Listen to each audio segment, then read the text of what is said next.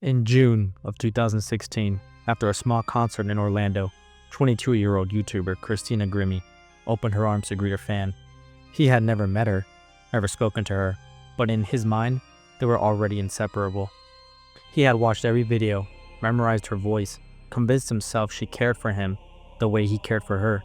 When she did not recognize him, he pulled out a gun and ended her life. Then he ended his own. Parasocial love is quiet until it kills.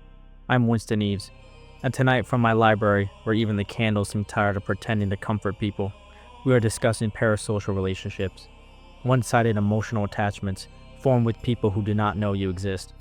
The strange part is not that people feel connected to strangers on a screen. The strange part is that the brain treats it as a real connection.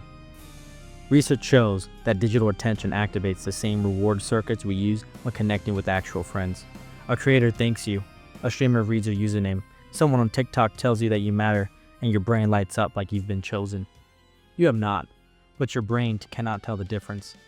So the mind just fooled itself, eh? Same way a preacher call out to the crowd, and everybody swear him talking to them alone. Same play, Winston, just new curtain. Exactly. And the platform keeps selling more tickets. Parasocial bonds do not happen by accident. They are designed. Large creators speak into the camera as if they are speaking into your soul. They use your name. They thank you personally. They cultivate an intimacy that does not go both ways, and the consequences are very real. Imani Anis, known as Pokemon, has dealt with stalkers for years. Her address has leaked. Men has flown to her city. One wandered her neighborhood looking for her home. She spends money removing her personal information from the internet because if she does not, someone else will find it. So she living like she in witness protection, but it's her own fans she hiding from. Madness, man. Sometimes the witnesses turn into predators. In 2022, Kaylin Siragusa, better known as Amaranth, broke down on stream and revealed she was trapped in an abusive marriage. Her husband controlled her finances, threatened her pets, and pressured her to appear single for profit. The parasocial connection was not just a business model, it was a cage. Some viewers were devastated she was being abused. Others were devastated she was married. That is the parasocial contract. You are not allowed to be human. You are allowed to be what the audience paid for. Across social media, the behavior is consistent. Direct acknowledgement increases attachment. Donations increase attachment. Personal messages increase attachment. People do not bond with creators accidentally. They are guided toward bonding in immeasurable steps. Wait now. So the more attention you give, the deeper the trouble get. Feed a stray and then wonder why a debt on your doorstep. Except this stray have a mortgage and a 3-hour stream to run. Exactly. And people love the feeling of being noticed, even when they are not. Loneliness is now a defining feature of modern life. Surveys and national studies show that young adults report record levels of isolation. Many describe feeling close to creators online while having no one to call during an actual crisis. Teenagers and adults spend hours a day on screens. They watch creators for company. They use Discord as a substitute for community. They form emotional ties to people they would never meet. When creators block them or take breaks, many experience real grief. Some post videos crying. Some describe it like a breakup. Others search for another creator to fill the emotional void. Studies show heavy parasocial engagement is linked to lower real-world social satisfaction. Not because people are broken, but because screens offer comfort without effort.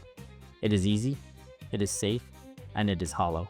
Winston, that is poison dress up like medicine. Them lonely, so them watch. Them watch, so them get lonelier. And the machine clap and smile like it do them a favor.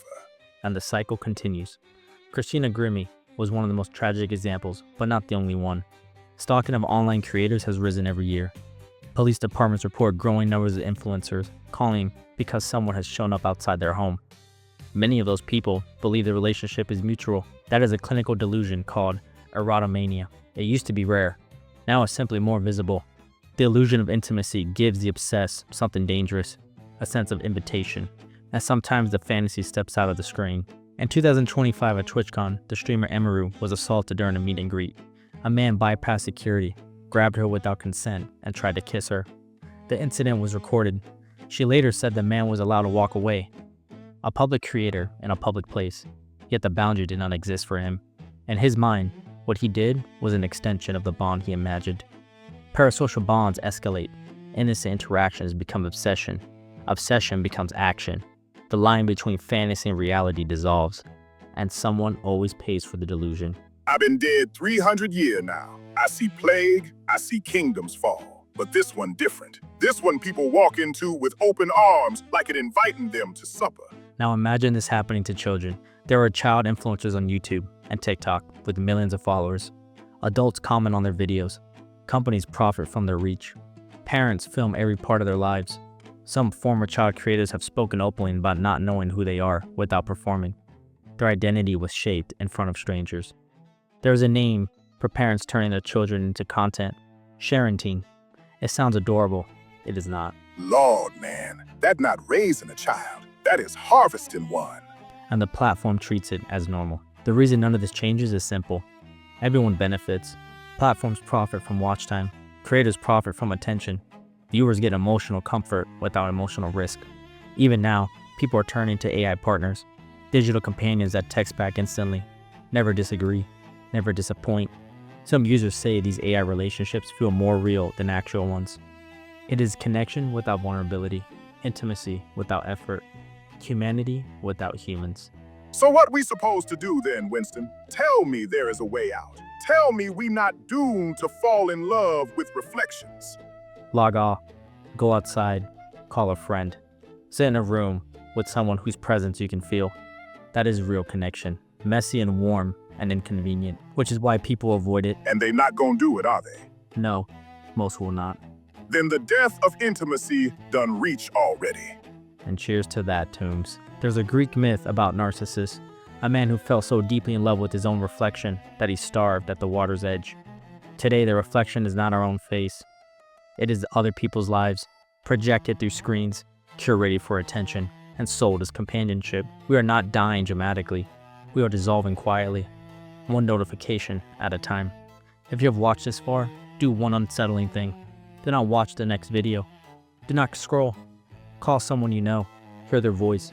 Remember what connection feels like before it becomes a relic. Quick now. You think anybody actually gonna do it, Winston? No, most will not. Me neither. Does that make us sad or just honest?